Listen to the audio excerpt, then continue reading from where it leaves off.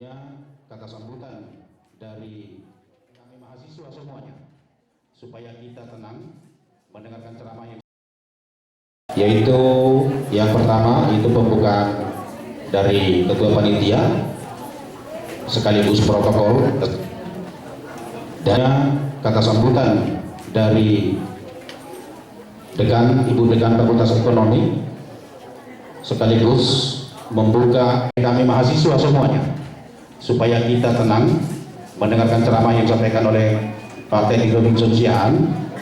Betul-betul mempunyai keinginan yang luar biasa untuk melanjutkan studinya sampai ke perguruan tinggi. Kita kasih aplaus kepada para mahasiswa.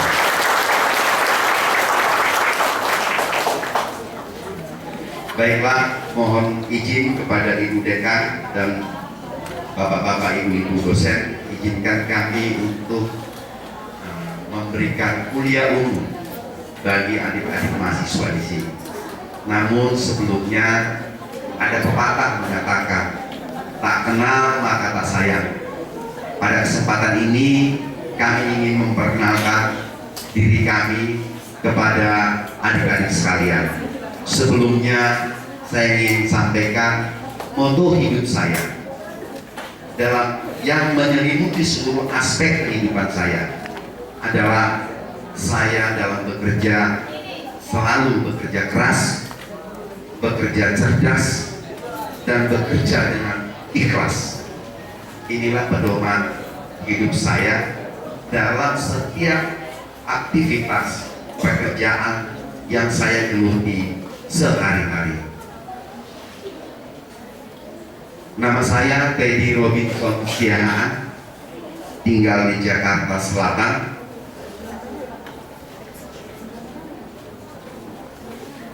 Saya lahir tahun 64, persis tahun ini saya berusia 50 tahun. Memang ada yang ketuaan, rambutnya kecepatan putih. Tapi nggak apa-apa, kata orang, kalau putih itu menunjukkan kematangan. Ada yang setuju, ada yang enggak apa-apa. Tapi saya setuju, termasuk orang yang setuju rambut putih itu jangan dilihat dari sisi karena apa di postingan. Wah, dia bilang orangnya tua banget katanya. Padahal kita masih gaul. Karena usia kita juga agak tua-tua amat. Saya menikah, istri saya satu, anak saya satu. Sekarang usianya 18 tahun, dia mahasiswa di Swiss Germany University di Jakarta. Tadinya dia masuk di Fakultas Teknik Elektro USU, tapi dia tidak mau. Dia sekarang ini di SGU di Jakarta, rencananya mau mencoba lagi ke Bandung, ke ITB Bandung tahun depan. Kemudian ada beberapa prestasi, tapi mungkin saya tidak perlu uraikan. Tadi disampaikan Ibu Dekan bahwa betul kami ini saat ini menjabat sebagai salah satu direktur di badan usaha milik negara. Mungkin ada sedikit yang kami ingin jelaskan. Biasanya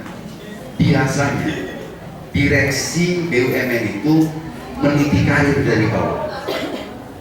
Dia masuk jadi staff, kemudian 10 tahun kemudian atau 15 tahun kemudian jadi manajer, kemudian 10 tahun jadi manajer, naik jadi general manager. Biasanya yang menjadi direktur itu usianya di atas 53 tahun biasanya. Alhamdulillah, puji Tuhan, kami kebetulan latar belakangnya dari swasta. Kami lebih banyak berkecimpung di swasta. Setelah kami menyelesaikan pendidikan di USU Medan, kami hijrah ke Jakarta. Kemudian saya bekerja sambil melanjutkan kuliah di Master Manajemen di Jakarta pada tahun 93. Kemudian kami bekerja di Lipo. Lipo itu adalah salah satu perusahaan konglomerasi yang sangat besar di Republik kita ini. Saya sedikit sharing kepada adik-adik. Saya punya sesuatu kenangan yang saya tidak bisa lupakan seumur hidup saya. Tadi itu bisa dilihat di board bahwa pada waktu saya bekerja di Lipo, saya menjadi manajer termuda pada waktu itu dan satu-satunya Trimugi zaman ini. Persisnya tahun 93 awal. Setelah dari Lipo, saya juga punya kesan yang sangat luar biasa. Waktu itu saya bercita-cita saya tidak akan menikah kalau saya tidak menjadi general manager. Puji Tuhan, tahun 95 bulan Juli saya dipromot menjadi general manager di Lipo. Kemudian 95 Desember saya menikah. Kemudian saya juga punya cita-cita untuk bisa menjadi direktur dalam usia yang sangat muda. Puji Tuhan, pada tahun 98 saya menjadi direktur pemasaran di Tamara Group. Tamara Group juga adalah perusahaan yang sangat besar di Jakarta. Waktu itu Grup Tamara memiliki Bank Tamara, memiliki Bank Bira, memiliki banyak real estate, dan memiliki industri-industri lainnya. Usia yang relatif muda pada waktu itu, usia kami baru 34 tahun. Nah, ini perlu kami syukuri. Ini saya sampaikan dulu, nanti saya jelaskan mengapa itu terjadi. Kemudian setelah itu merasa puas malah melintang sebagai pekerja atau profesional, saya mencoba untuk membuka usaha baru, menjadi entrepreneur. Persisnya pada tahun 2001 saya mulai kongsi dengan teman-teman buka usaha, ada di Batam, ada di Kalimantan Tengah, Palangkaraya, ada di Pontianak, ada di Tanjung Balai Karimun, dan ada di Medan. Nah, seiring berjalannya waktu, pada waktu tahun 97, waktu itu usia saya 43 tahun, terjadi pergantian Menteri BUMN dari Bapak siapa namanya, bukan dari pertama sekali, bukan setelah Andri Ageng, siapa Menteri BUMN sebelum Pak Sofian Jalil, Sugiarto. Setelah peralihan menteri dari Pak Sugiarto ke Pak Sofian Jalil, kebetulan Pak Sofian Jalil mengenal saya dan saya pun mengenal beliau. Setelah beliau didaulat menjadi Menteri BUMN, beliau telepon saya. Dia bilang, yuk ketemu saya, ada yang saya mau ngobrolin. Pada waktu saya ngobrol, Pak Sofian Jalil menyampaikan, yuk bisa nggak bantu saya? Bantu di mana Pak? Saya bilang. Dia bantu salah satu BUMN untuk membenahi Perumnas, karena dari waktu ke waktu kinerja Perumnas ini menurun.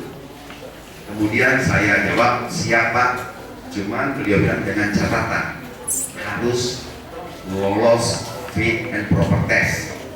Setelah mengikuti fit and proper test, kemudian kami diminta untuk bergabung di Perumnas, tepatnya tanggal 10 Oktober tahun 2007, dalam usia 43 tahun, usia yang relatif muda untuk menjadi direktur di badan usaha milik negara.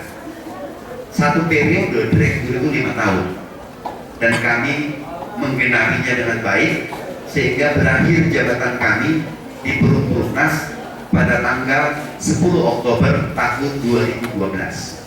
Sebelum berakhir, kami dipanggil lagi oleh Pak Dahlan Iskan selaku Menteri BUMN, dan kami diminta untuk siap-siap membantu PT Kawasan Berikat Nusantara yang tadi disampaikan oleh Ibu Dekan. Nah, kami pun menerima tawaran itu dengan sukacita, dan hingga saat sekarang kami sebagai Direktur Pemasaran dan Pengembangan PT Kawasan Berikat Nusantara sejak 10 November tahun 2012. Periode direksi itu 5 tahun.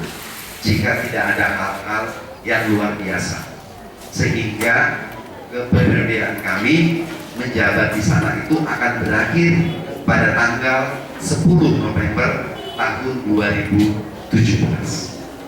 Nah, seperti itu gambaran yang kami bisa sampaikan. Pendidikan formal kami, betul saat ini kami mengambil program S3 di Universitas Brawijaya Malang.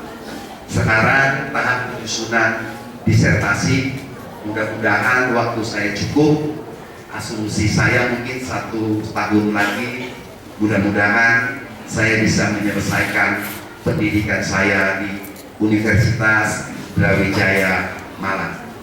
Kemudian di samping itu juga saya memiliki 2 gelar pasca sarjana, satu dari Indonesia, dari manajemen pemasaran tahun 93. Namun kami juga pada tahun 2011 mengikuti mengambil program Master of Business Administration in Finance di Northeastern University di Boston, Massachusetts, Amerika Serikat. Saya terus terang terharu juga kepada adik-adik bahwa saya ini orang desa, saya bisa sekolah di Northeastern University. Northeastern University adalah ranking 49 terbaik di dunia. Kalau adik-adik search kampus itu kampus papan atas. Universitas terbaik di dunia adanya di Amerika. Universitas terbaik di Amerika adanya di Boston. Boston itu Massachusetts, kira-kira mungkin 6 jam naik mobil dari New York. Universitas nomor 1 di dunia namanya Harvard University, adanya di Boston. Yang berikutnya adalah MIT, Massachusetts Institute of Technology, MIT, itu pun adanya di Boston. Kemudian Boston University adanya di Boston. Jadi kalau berbicara pendidikan, kalau berbicara Boston, biasanya di sana itu adalah universitas-universitas terbaik dunia ada di sana. Kotanya tidak terlalu besar seperti ya mungkin Bandung, tapi cukup baik untuk menimba ilmu di sana. Kemudian saya S1 dari Universitas Sumatera Utara, sastra Inggris. Sebenarnya saya juga tamat dari PAAP, USU juga. Dulu ada namanya pendidikan ahli administrasi perusahaan di USU. Nah kemudian saya SMA-nya di Pematang Siantar. Seperti itulah kira-kira mengenai referensi atau kurikulum vitae saya, nanti bisa dilihat. Nah, untuk mempersingkat waktu kepada teman-teman, adik-adik, saya ingin katanya dikasih judul mata kuliahnya pengembangan kepribadian dan leadership atau kepemimpinan. Saya mungkin ingin sekilas, ini sebetulnya bukan kuliah tapi kita sharing. Jadi tadi Ibu Dekan juga menyampaikan ada sesi tanya jawab, ini lebih kepada mengungkapkan pengalaman. Saya bukan sebagai pembicara di sini. Kalau saya berbicara, saya mestinya dibayar.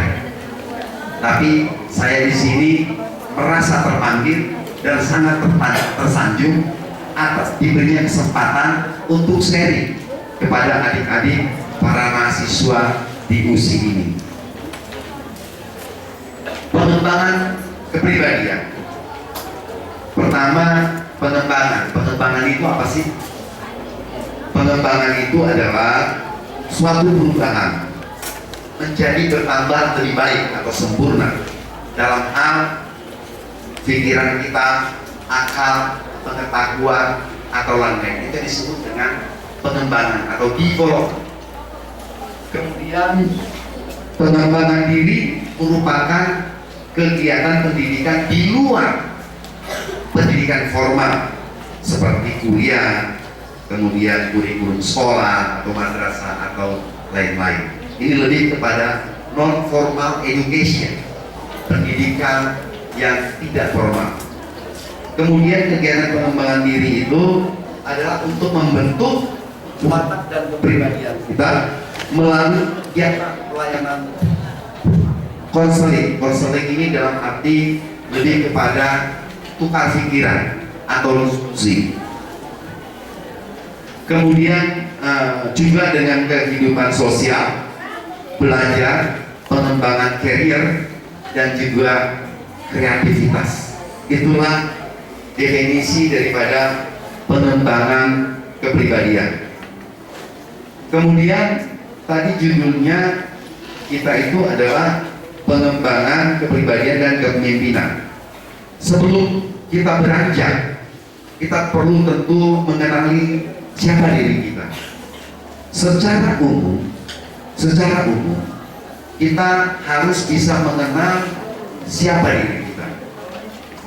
Cara mengenal diri kita itu adalah tentu kita sering mikir, ini kita hidup ini mau jadi apa nanti?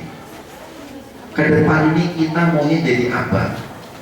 Dari luar dan dari dalam. Jadi hubungan itu harus juga bisa kita gali apa yang ada dalam diri kita. Jadi nanti pulang dari pertemuan kita ini sampai sore, coba bagi yang belum pernah memikirkan keunggulan masing-masing, coba nanti dipikirkan kira-kira apa sih keunggulan saya? Berbicarakah, bergaulkah, berpikirkah, menuliskah? Coba dipikirkan. Nanti itu dielaborasi keunggulan-keunggulan tersebut, sehingga itu akan muncul nantinya. Tidak ada waktu untuk terlambat. Biasanya menggali itu pada waktu kita SMP atau SMA, tetapi tidak salah juga. Makanya banyak orang yang switching, dia punya mengalihkan dia punya profesi, manakala dia sudah mulai menggali dia punya keunggulan di dalam diri dia. Kemudian setelah tahap penggalian itu, kita akan meningkatkan kompetensi kita. Kompetensi tahu nggak artinya? Asli apa kompetensi? Ya? Oke. Semua betul, nggak ada yang salah. Artinya kita harus meningkatkan kita punya kompetensi. Jangan salah dan jangan lupa modal awal kita pada saat kita bersaing di lapangan. Sekarang teman-teman masih di sekolah. Di sekolah itu sasarannya jelas. Satu, musuhnya tidak ada. Karena apa? Karena guru atau dosen memberikan pengajaran dengan mengharapkan supaya mahasiswanya memahami apa yang disampaikan dosen, dan mahasiswa pun punya target supaya apa yang diajarkan dosen dapat dipahami. Artinya ketemu, tidak ada musuh waktu kita mahasiswa. Tapi begitu kita selesai pendidikan di universitas, kita akan masuk ke dunia nyata namanya, the real life. Disinilah diuji kita. Salah satu modal yang amat sangat diperlukan manakala kita masuk ke dunia nyata adalah kompetensi. Untuk itu jangan main-main kepada kompetensi, mulai ditingkatkan kompetensi kita. Cara peningkatannya tadi kita sudah sama-sama real life. Disinilah diuji kita. Salah satu modal yang amat sangat diperlukan manakala kita masuk ke dunia nyata adalah kompetensi. Untuk itu jangan main-main kepada kompetensi, mulai ditingkatkan kompetensi kita. Cara peningkatannya tadi kita sudah sama-sama mengetahui adalah mengenali diri kita dengan baik. Kemudian energi positif. Setiap orang punya energi positif dan setiap orang punya energi negatif. Tinggal kita mau kemana. Sama seperti hidup, sama di dalam agama. Apapun agama kita, selalu dikatakan ada surga, ada neraka, kan begitu.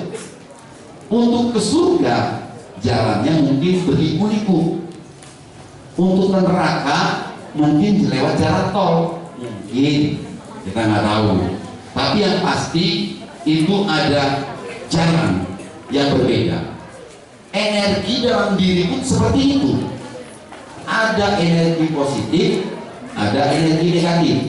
Energi negatif contoh ya, ini sering di mahasiswa. Kalau dia lagi nggak senang melihat, misalnya itu yang itu mbak siapa namanya? Ya namanya siapa? Putri. Oke, Putri. Kalau ini siapa namanya? Siapa? Legiman sama Putri. Misalnya Putri ini nggak suka melihat Legiman, terus Legiman deketin Putri, oke? Dia kasih apalah, diajak ke kantin lah, ajak ngobrol, dikasih fotokopian. Tapi karena Putri nggak suka ngelihat Legiman, dia ngomong temennya itu, dia bilang, wah itu orang kacau itu, udah tahu saya nggak suka, jangan deketin dulu. Ini nggak enak deh kalau ketahuan sama cowok gua, katanya. Dia memberikan aura atau energi yang negatif. Nah, saran saya, jangan dipelihara,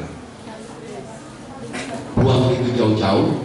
Tunjukkan kalau kita adalah orang yang berpendidikan, tunjukkan kalau kita adalah orang yang bermartabat. Kalaupun Putri gak suka sama Legiman, gak perlu ngomongin ke temannya dengan tindakan atau kelakuan Legiman yang tidak berkenan di hati kita. Itu maksud saya di sini. Tapi sifat positif itu yang perlu kita kembangkan. Orang boleh bilang be positive thinking katanya. Karena energi positif ini luar biasa. Nanti saya perlu jelaskan bahwa kesuksesan seseorang di depan bukan tergantung kepada IQ-nya, tapi lebih kepada EQ-nya. Bagaimana dia berinteraksi, membangun networking yang baik. Berinteraksi itu menggunakan energi positif. Jadi saran saya adik-adik, kalian harus berenergi positif. Karena berenergi positif itu tidak bayar, oke? Dan tidak dosa, bahkan pahala. Jadi sesuatu yang nggak bayar, yang nggak perlu capek kita raih, yang tidak perlu capek kita usahakan, dan bahkan itu pahala, kenapa kita nggak lakukan? Ya adik-adik ya, ya adik-adik ya, positive thinking lah. Saya bisa ceritakan ada suatu hal yang begitu kita tidak positif, itu akan rentetannya akan panjang. Suami istri, oke? Suami istri, rupanya waktu suami istri bangun ada yang enakan. Kemudian suaminya karena nggak enak, suaminya pun juga mandi. Setelah mandi, ya namanya dia jutek, ya udah, dia nggak ngomong kan sama istrinya. Selesai mandi dia pakai dasi, dia masuk ke ruang makan. Masuk ke ruang makan karena dia bad mood kata orang sekarang terhadap istrinya. Kadang-kadang dia tidak concern lagi dalam melakukan aktivitas. Waktu dia makan jedret-jedret, karena dia memang betul-betul auranya negatif, dia ambil kopi, dia minum, terjatuh kopinya karena dasinya. Karena kena dasinya, dia harus ganti lagi dasi sama bajunya. Karena dia harus ganti dasi sama bajunya, kemudian dia terlambat ke kantor. Karena dia terlambat kantor, sehingga dia ngebut menggunakan kendaraannya. Karena dia ngebut menggunakan kendaraannya, dia kesenggol sama motor. Karena dia kesenggol sama motor, motornya ngamuk, dia mundur. Mereka cekcok. Walaupun akhirnya bisa selesai, akhirnya orang tersebut sampai di kantor terlambat. Karena dia terlambat, dia dimarahi oleh bosnya. Karena dia dimarahi oleh bosnya, sehingga dia pun tidak friendly kepada temannya di kantor. Karena dia tidak friendly dengan teman-temannya di kantor, maka temannya pun di kantor tidak mau mendukung pekerjaan dia. Karena dia tidak dukung kerjaannya, maka pekerjaannya pun tidak tuntas pada hari. Simple.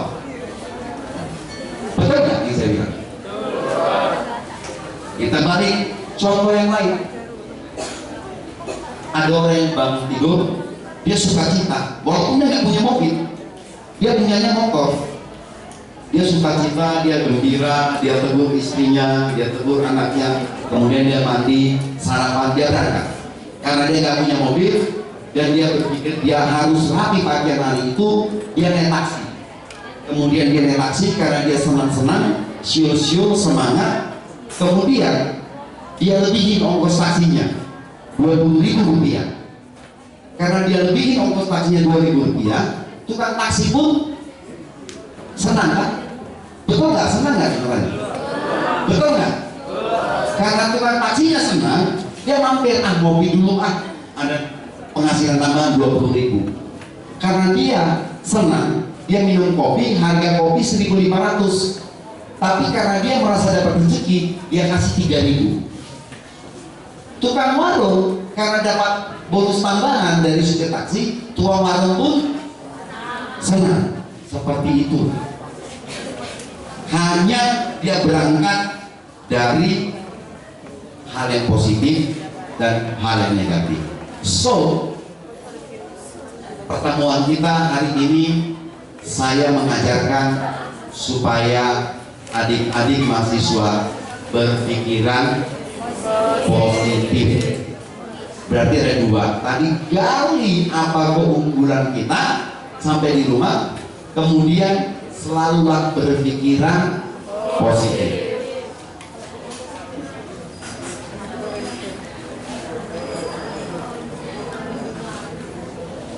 Kemudian semangat. Bahasa Inggrisnya passion. Perhatikan nggak orang yang semangat gitu. Jokowi walaupun wajahnya nggak semangat, tindakannya semangat. Coba perhatiin Jokowi. Wajahnya ya nggak semangat kali ini saja, tapi ya tindakannya. Saya berulang kali dengan beliau dalam beberapa kegiatan. Saya pikir tadinya saya orang yang paling semangat. Ternyata saya begitu ketemu sama Jokowi, saya harus akui bahwa dia lebih semangat dari saya. Dan betul, sekarang dia menjadi presiden kita. Karena perusahaan kami, pemegang sahamnya adalah pemerintah pusat dan DKI. Pada waktu itu Pak Jokowi sebagai gubernur, sehingga hampir setiap bulan kami rapat dengan pemegang saham, dalam hal ini Pak Jokowi. Jadi saya kenal persis beliau, saya tahu persis karakter beliau, dan beliau pun tahu persis karakter dan tindakan saya.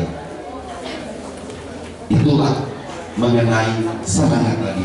Kemudian kita punya antusiasme itu harus dipelihara dan digalakan. Nah, ini ada satu namanya keberanian diri dalam melakukan sesuatu. Tadi saya tanya, mahasiswa ini berani nggak? Coba saya mau dengar lagi, adik-adik. Berani nggak? Kelompok berani nggak? Sekarang baru kelihatan auranya. Keberanian diri dalam melakukan sesuatu. Ada dua hal. Coba didengarkan baik-baik. Yang satu berani mencoba, yang satu tidak berani mencoba. Kita bahas dulu ya, satu-satu ya. Kalau tidak mencoba, artinya tidak punya pilihan. Kalau tidak punya pilihan, artinya kita gagal terhadap sesuatu itu. Kalau kita tidak berani mencoba. Sebaliknya, jika kita berani mencoba, maka ada kemungkinan, ada probability di dalamnya. Probability-nya ada dua. Pertama, sukses atau berhasil. Yang kedua, gagal. Tapi ada kemungkinan. Jadi kalau kita ingin menduduki sesuatu, kita harus berani mencoba. Ini semester berapa aja? Semester 1. Ini saya pengalaman ya. Ini pengalaman waktu kita mahasiswa. Tapi jam nggak bisa kita putar balik. Pada waktu kita baru-baru diterima menjadi mahasiswa, waktu dulu dosen kita nanya, siapa yang mau cepat tamat? Semua tunjuk tangan, betul nggak? Bahkan ada yang tangannya 2. Saking semangatnya. Terus ditanya, siapa yang mau IP-nya di atas 3? Semua tunjuk tangan. Oke, pada waktu baru-baru jadi mahasiswa, at the end, berapa persen dari mahasiswa semester 1 mahasiswa baru dulu yang tunjuk tangan itu yang benar-benar cepat tangan? Dan berapa persen yang benar-benar IP-nya sesuai dengan harapan? I think less than 10%, kurang dari 10%. Karena apa itu? Karena apa itu terjadi? Karena sesungguhnya mereka tidak mencoba, hanya sampai di bibir, antara bibir kata-kata dengan hati, dengan mind tidak nyambung. Itulah kalau orang Sumatera bilang orang hata. Kalau orang bule bilang talk only. Kalau orang Jakarta bilang ngomong doang tuh. Jadi kalau adik-adik ingin benar-benar sukses dan berhasil, pegang teguh itu, jangan ngomong doang.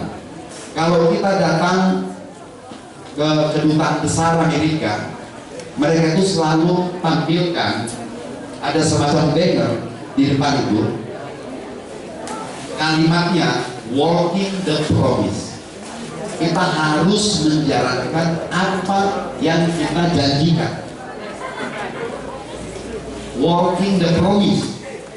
Contoh misalnya, kita berjanji kita tidak akan korupsi waktu kita menjabat. Pertanyaannya, betulkah semua yang berjanji itu menjalankannya? Untuk itu kita harus pegang teguh apa janji kita. Karena apa? Ada juga pepatah katakan, my word is my bond. Yang dipegang dari manusia adalah ucapannya, janjinya.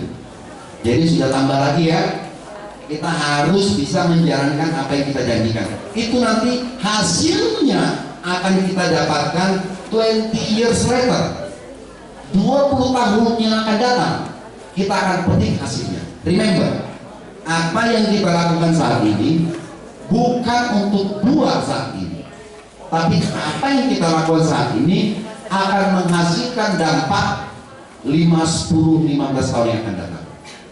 Jika Anda tanam kebaikan sekarang, yakinlah bahwa hasil kebaikan itu akan kita terima 5, 10, 15 tahun, 20 tahun yang akan datang. Seperti itu. Jadi mulailah mengelola diri, mulailah memanage diri, mulailah berpikir positif, mulailah menggali potensi yang ada dalam diri kita. Ini luar biasa. Kelihatan sederhana, padahal sangat sulit untuk dijalankan karena kita tidak sepenuh hati. Maka tadi moto saya tadi apa yang tahu adik-adik? Kerja keras, kerja keras, kerja ikhlas. Ikhlas. Ikhlas itu artinya sepenuh hati, nothing tulus, tidak ada vested interest di dalamnya. Ya adik-adik ya.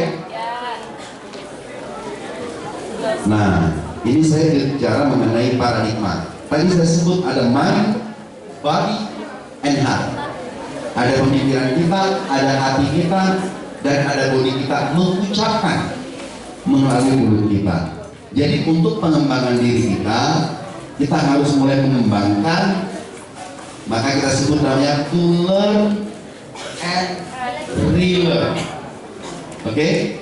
Kalau kita bisa menyatukan mind, body dan heart kita, maka itu menjadi makna diri kita seutuhnya, sehingga kita pun ingin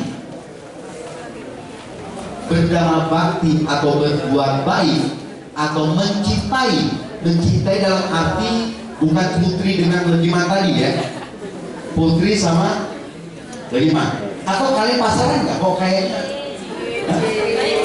Hah? Belum ya? Belum atau tidak? Beda tidak, beda belum? Belum ya? Nggak tahu dong, jangan mendahului itu hal belum ya ngomong ya. Nah ini tadi kawan positif bilangnya belum. Belum ya? Hampir lagi. Nah artinya ini menjadi suatu legacy ya, bermakna kesatuan mind, body dan hati kita. Jadi selalulah melibatkan hati kita dalam membuat suatu keputusan. Hati dalam hal ini adalah yang nurani sifatnya, selalu. Itu nanti akhirnya kita bekerja nothing tulus. Kalau kita bekerja nothing tulus, kita pun akan bergembira mengerjakannya. Kalau kita bergembira mengerjakannya, kita pun akan sehat walafiat. Gak banyak stres, gak banyak pikiran, gak banyak macam-macam. Pikiran manusia ini adalah menciptakan produk dari diri kita. Sekarang saya tanya, pernah dengar nggak musuh yang paling besar siapa? Giliran ditanya begitu, semua ngerti jawabnya. Betul kan? Tapi betul nggak kita menyadari bahwa musuh kita yang paling utama itu adalah ourselves? Kalau betul, bagus sekali. Saya yakin 25 tahun lagi adik-adik yang ada di ruangan ini bisa menjadi petinggi-petinggi di republik yang kita cintai.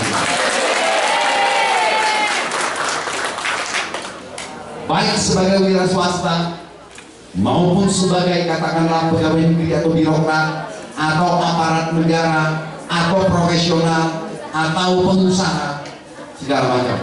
Tapi ingatlah, pertemuan kita hari ini jadikanlah itu sebagian menjadi modal kalian untuk menapaki kehidupan in the future, kehidupan yang akan datang. Saya dulu nggak ada yang ngajarkan. Saya belajar setelah saya tamat kuliah. Kalau ada yang ngajarin dulu, mungkin saya udah lebih hebat dari sekarang. Perlu saya sampaikan kepada adik-adik di sini, Obama dengan Teddy Robinson Siahaan beda-beda tipis. Percaya nggak? Ini saya jelasin. Kalau nggak kalian percaya, anggap aja percaya. Kalau nggak percaya bagus. Waktu Obama SD di Menteng di Jakarta, saya SD di Laras. Laras itu kurang lebih 30 km dari Pematang Siantar. Serbelawat, lewat Serbelawat ini. Pada zaman dulu, nah ini ingat nih, ini benar yang saya sampaikan. Pada zaman dulu, buku pelajaran sama. Buku SD di Jakarta dengan buku SD di seluruh Indonesia pada zaman dulu semuanya sama. Syarat untuk menjadi guru SD pun pada zaman dulu sama. Sehingga saya berasumsi dan mengambil kesimpulan bahwa kualitas guru SD pada zaman dahulu kala relatif sama. Kalau sama, saya yakin pelajaran yang diterima oleh Obama waktu SD di Jakarta dengan pelajaran yang saya terima waktu SD di Laras sama.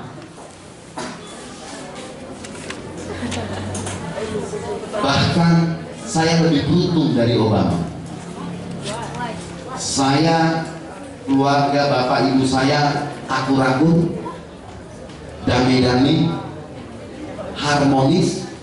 Obama bapaknya sama ibunya tidak sepaham sehingga tidak berlanjut lebih lama.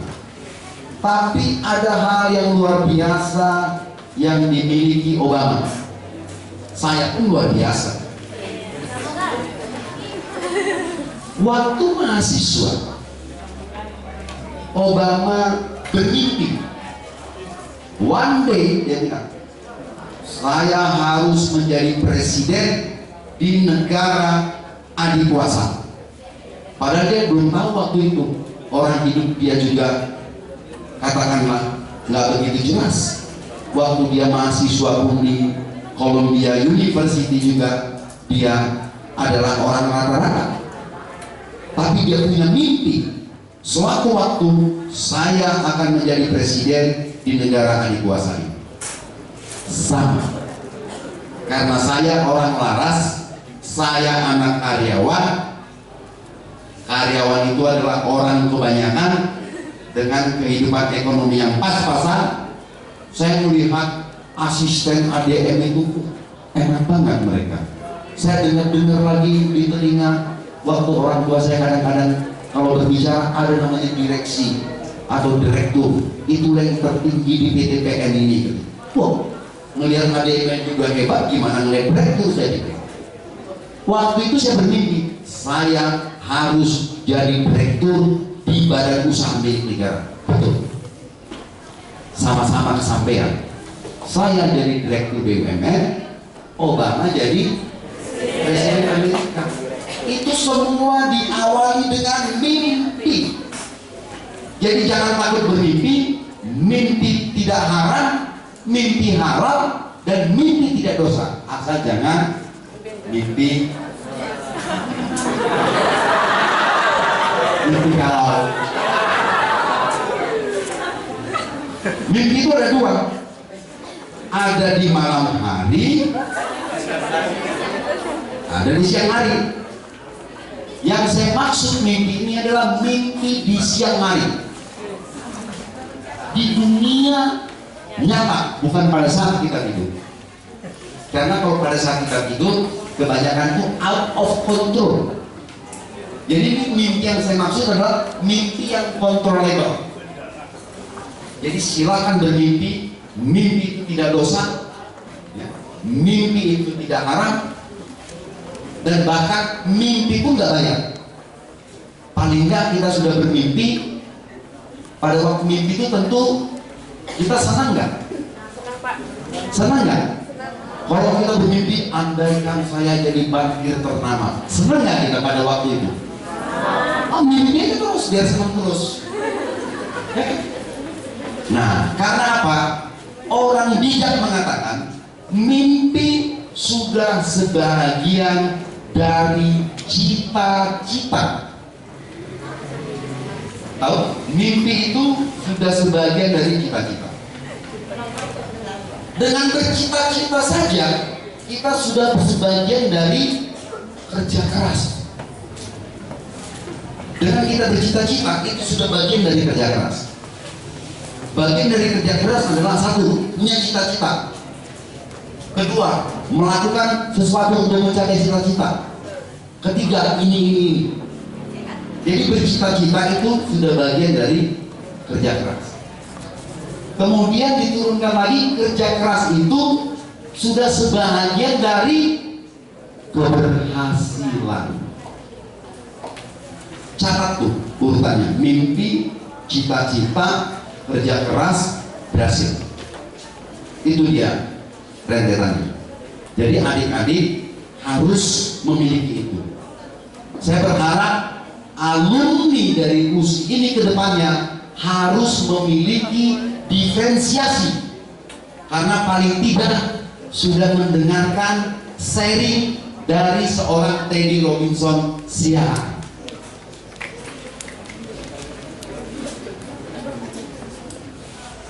Tadi apa? Tahu nggak istilah apa tadi? Pertama mimpi, terus apa?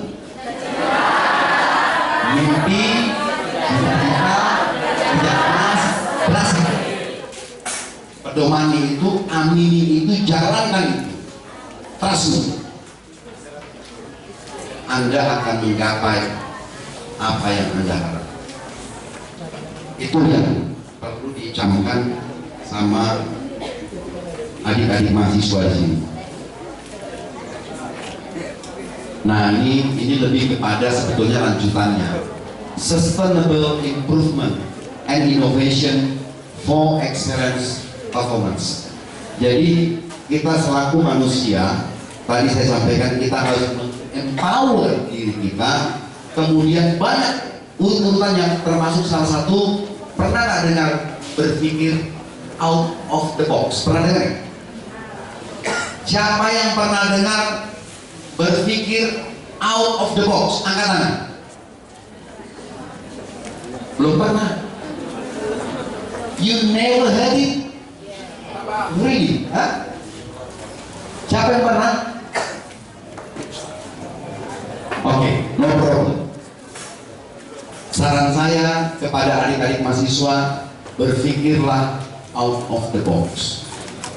Out of the box itu kira-kira bukan hal-hal yang normatif sifatnya.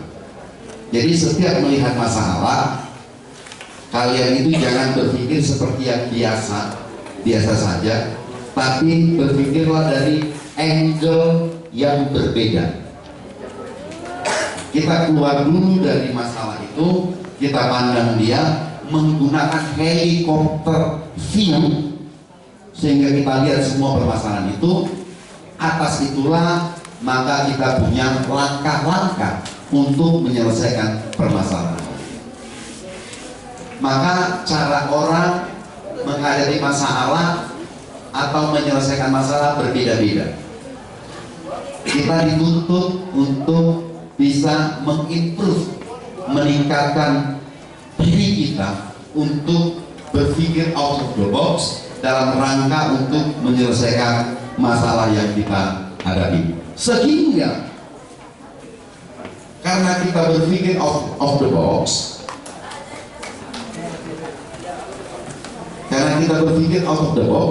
maka akan ada improvement atau creativity.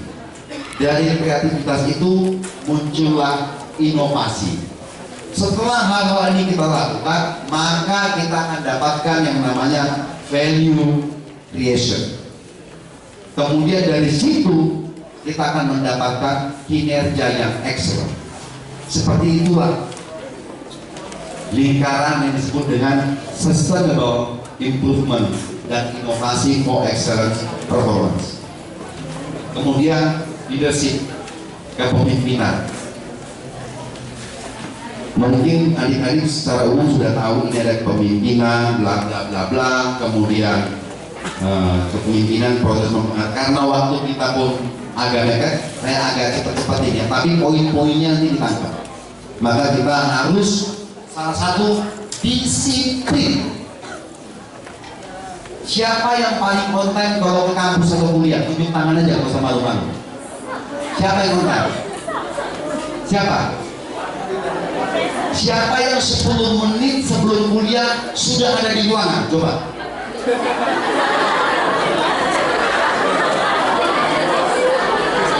Atau saya balik, siapa yang 15 menit sudah ada di kampus sebelum pelajaran dimulai? Siapa? Coba angkat tangan lagi, coba ya, coba saya mau lihat, coba. Luar biasa, udah luar biasa. Kesimpulan sementara saya, luar biasa buat mahasiswa USI. Tepuk tangan buat mahasiswa. Artinya para dosen, ibu dekan sudah sukses paling tidak merubah mindset daripada para mahasiswanya. Karena ini akan berlaku teori Pareto. Tadi saya lihat ada 20%, more than 20% rise up. Artinya cukup bagus, ini bisa mempengaruhi yang 80%. Nah, kalau kita disiplin, kemudian kita jalankan tugas dengan benar, mencatat pekerjaan benar, rapi buku catatannya, PR-nya tidak pernah terlambat, kemudian kita bisa sharing di dalam kelompok, dan kita bisa memberi saran kepada teman-teman yang khususnya yang lagi sedih atau segala macam. Kita sudah menjadi seorang leader. Tidak sulit untuk menjadi seorang leader, tapi saya sampaikan lagi, tidak gampang untuk menjadi seorang leader. Jadi kelihatan dua hal yang kelihatannya seolah-olah kontradiksi, namun sesungguhnya tidak. Manakala ini kita jalankan, kita sudah menjadi seorang leader. Ini kita asah, ini kita lakukan berulang-ulang, continuous improvement yang berjalan, maka kita akan memiliki yang namanya strong leadership. Manakala kita memiliki strong leadership, betul-betullah kita bisa jadi pemimpin. Pemimpin itu negara kita dulu menyatakan Tuturian apa namanya? Ingarso Tugulodo Ingmadio Manungkaso Turmuri. Itulah pemimpin. Kita di depan, kita di tengah, dan kita ada di belakang. Itu leadership. Bukan kita hanya untuk diagung-agungkan saja. Kita harus memprioritaskan serving, melayani. Kalau kita bisa membuat teman kita happy atau senang, ingatlah bahwa kita sudah menjalankan bagian-bagian untuk menjadi seorang pemimpin. Nah, ini ada, tentu dalam kepemimpinan itu ada struktur organisasi, budaya organisasi, strategi planning, visi misi, dan sasaran. Nah, ini bagian dari success way kita untuk mencapai kesuksesan kita, tetap mengikutkan atau melibatkan diri kita. Kita memiliki hati, memiliki kemudian kita punya mind, kita punya heart, kita punya body. Nah, di sini dikembangkan dengan adanya spirit dan tentu action. Tadi Amerika bilang apa katanya? Walking the promise. Kita jalankan apa yang kita ucap. Itu dahsyat. Simple kelihatannya, tapi itu luar biasa. Nah, di sini ada model kepemimpinan. Kita tentu harus selaku masyarakat yang beragama, punya religi, kemudian kita jujur dan amanah, terus sehingga ada creative value, kemudian ada transformasi ke perubahan, kemudian kita harus bisa melakukan kaderisasi. Itulah the real leader. The real leader itu harus bisa melakukan regenerasi atau kaderisasi kepada orang-orang yang ada di bawah. Nah, ini singkat saja dalam aktivitas korporasi kita ada namanya managing quality objective. Untuk managing quality objective itu dasarnya adalah kualitas. Kualitas ini dua hal yang perlu kita perhatikan, internal dan eksternal. Internal itu adalah kalau dalam perusahaan, internal itu sebenarnya tidak lepas dari dua hal, produktivitas dan minimizing cost. Produktivitasnya kita tingkatkan, costnya kita minimalkan, kita efisiensikan. Itu untuk internal dalam rangka mengimplementasikan kualitas. Untuk eksternal itu kepada stakeholders. Stakeholders itu salah satu adalah pelanggan atau customer.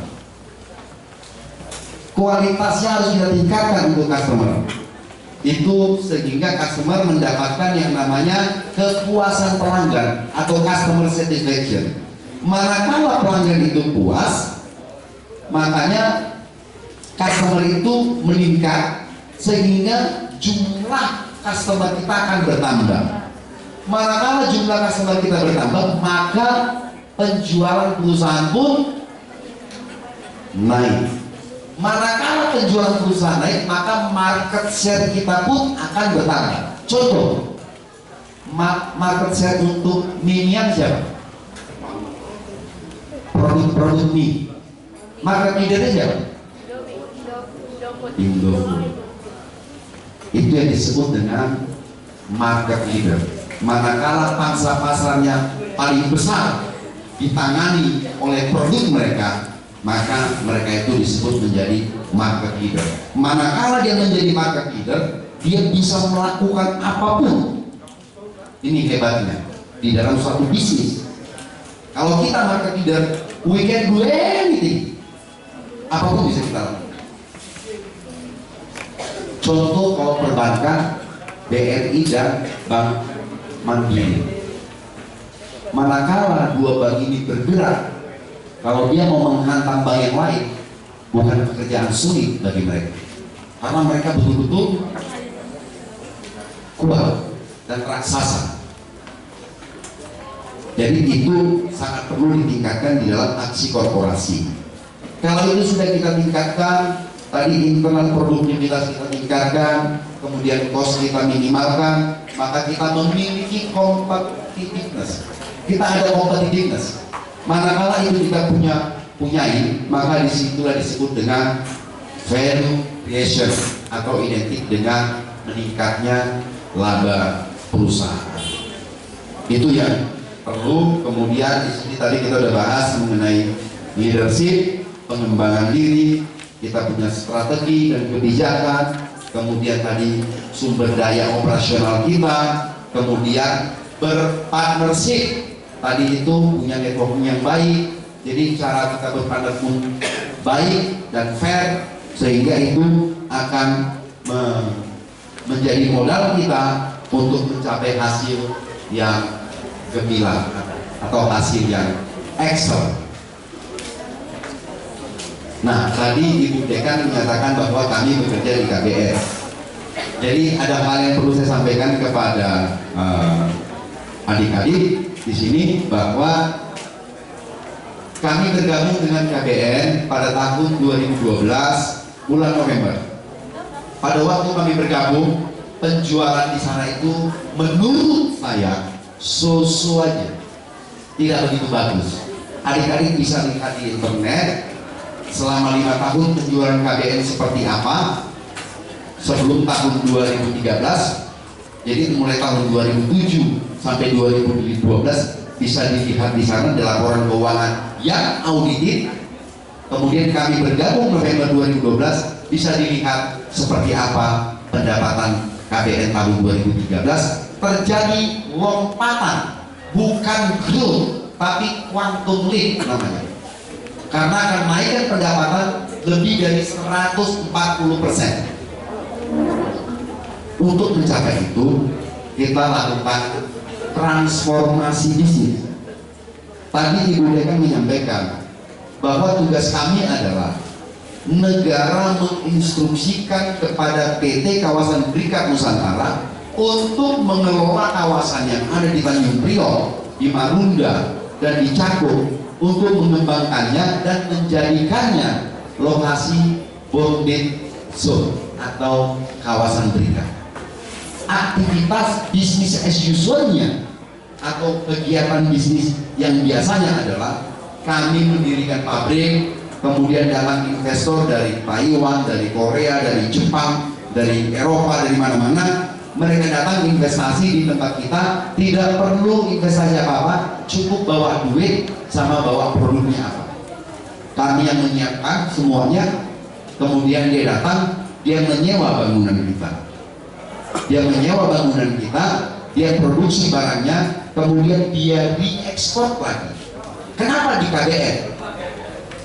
Karena KBN adalah khusus perusahaan-perusahaan tertentu yang namanya kawasan berikat itu mendapatkan otoritas dari negara. Setiap pabrik yang beroperasi di KBN tidak dikenakan pajak. Sehingga waktu raw material dikirim dari katakanlah dari Denmark sampai di pelabuhan, itu bea cukai tidak perlu periksa. Dia cukup memeriksa di kawasan kita di KBN ada bea cukainya, kemudian dia periksa dan tidak dikenakan biaya, kemudian dimasukkan ke pabrik, diproduksi di sana. Setelah diproduksi kemudian direekspor ke negara tujuan, country of origin. Apabila itu dilakukan, maka mereka tidak dikenakan biaya. Itu disebut namanya duty free. Jadi free tax. Itulah yang kami lakukan. Tapi kami akan melakukan itu lagi sekarang. Bukan hanya itu toh, kami mulai melakukan transformasi. Dulu lahan-lahan yang kami kelola itu 70% sewa, kemudian hanya 30% yang kita kelola. Sekarang ditransform dari 70% sewa menjadi hanya 20% sewa ke depannya. Saat ini mungkin masih sewanya masih 50%, kelolanya 50%. Tapi ke depannya kita akan mengarah bahwa kita kelola 80%, yang kita sewakan itu 20%. Nah, elemen-elemen atau strategi-strategi yang kita lakukan, kita ada melakukan namanya manajemen pendapatan, revenue management. Kita lakukan manajemen pendapatan kita lihat semua pendapatan kita prediksi seperti apa pendapatan kita 2 bulan ke depan, 3 bulan ke depan, 4 bulan ke depan. Kemudian kita lakukan sesuatu untuk merubah itu sehingga terjadi lompatan atau quantum leap dalam hal pendapatan kita. Kemudian biaya kita manage dengan baik, cost management namanya. Untuk bukan pelit ya, beda pelit, beda efisien. Kalau pelit namanya setiap mengeluarkan rupiah dia akan pelit, itu pelit. Tapi kalau dia efisien, berbeda. Dia akan gunakan itu, mengeluarkan uang itu yang sesuai atau pada tempatnya.